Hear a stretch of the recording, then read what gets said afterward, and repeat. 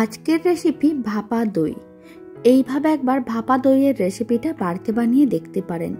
বানানো যেমন সহজ আর বানানোর জন্য খুব বেশি উপকরণেরও প্রয়োজন পড়বে না, আর খেতে তো ভীষণ ভালো হয়। নমস্কার, আমি রুমি, আপনাদের সবাইকে আবারও একটা দারুণ স্বাদের রেসিপিতে স্বাগত। প্রথমে একটা মিক্সিং বোল নিয়েছি, তার মধ্যে একটা ছাঁকনি রেখে দিতে হবে। আর এখানে আমি 500 গ্রাম টক দই নিয়েছি। আমি এখানে প্যাকেট টক দইগুলো সেইগুলো নিয়েছি, তবে চাইলে আপনারা বাড়িতে বানানো টক দইও নিতে পারেন। এখন এইভাবে প্রায় 20 মিনিটের মতন রেখে দিচ্ছি যাতে জলটা ঝরিয়ে যায়। টক দইয়ের এক্সট্রা জলটা এইভাবে নিচে পড়ে গেছে, এখন জলটা ফেলে দিতে হবে। আর যে জল ঝরানো টক দইটা আর একটা মিক্সিং বোলের মধ্যে নিয়ে নিতে হবে। এবার এই টক দইয়ের মধ্যে দিয়ে দিচ্ছি 100 গ্রামের মতন গুঁড়ো দুধ। গুঁড়ো দুধ দিলে ভাপা দইটা খেতে অনেক বেশি ভালো লাগবে। আর আমি দিয়ে দিচ্ছি 4 চামচ চিনির গুঁড়ো। এখানে আমি 4 চামচ চিনির গুঁড়ো দিচ্ছি, তবে আপনারা চাইলে একটু বেশি বা কম করেও দিতে পারেন। যেহেতু এখানে আমি বেশ কিছুটা পরিমাণ গুঁড়ো দুধ ব্যবহার করেছি, তাই আমি খুব বেশি চিনি দিলাম না। খুব ভালো করে মিশিয়ে নিতে হবে। মিশ্রণটা একেবারেই মসৃণ আর খুব ভালো করে মেশানো হয়ে গেছে। এবার মিশ্রণটাকে এক সাইডে রেখে দিতে হবে।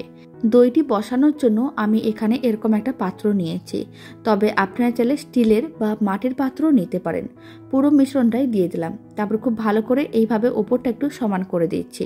খুব ভালো করে ছড়িয়ে নিতে হবে যাতে উঁচু নিচু না থাকে। খুব ভালো করে ছড়ানো হয়ে গেছে। এবার একটা অ্যালুমিনিয়াম ফয়েল নিলাম আর ভালো করে কভার করে নিতে হবে।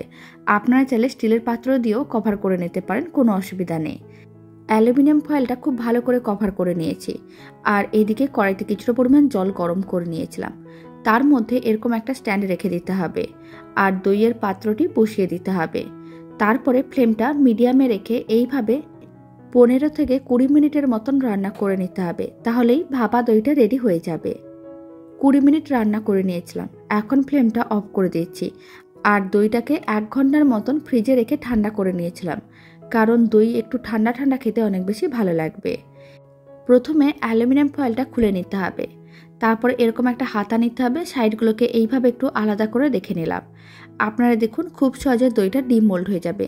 তারপর একটা প্লেট বসিয়ে এইভাবে দইটাকে ডিমোল্ড করে নিতে হবে। দইটা ডিমোল্ড হয়ে গেছে। এবার পেস্তার গুঁড়ো এইভাবে একটু ছড়িয়ে দিচ্ছি, এতে দইটা দেখতে অনেক বেশি ভালো লাগবে। দারুণ স্বাদের ভাপা দইয়ের রেসিপিটা ভালো লেগে থাকলে আপনারা যদি ফেসবুক থেকে রেসিপিটা দেখছেন, পেজটিকে ফলো করে নেওয়ার অনুরোধ রইল। ইউটিউব থেকে দেখলে চ্যানেলটি সাবস্ক্রাইব করে নেওয়ার অনুরোধ রইল। পাশে থাকা বেল আইকনটি প্রেস করে নেবেন নতুন রেসিপির আপডেট সবার আগে পাওয়ার জন্য। বাড়িতে বানালে কমেন্ট বক্স জানাতে একেবারেই ভুলবেন না খেয়ে কেমন লাগলো। তো চলুন, ভিডিওটা আমি এখানে শেষ করছি। আপনারা সবাই ভালো থাকবেন, সুস্থ থাকবেন। আপনাদের সঙ্গে আবার নতুন রেসিপি নিয়ে দেখা হচ্ছে।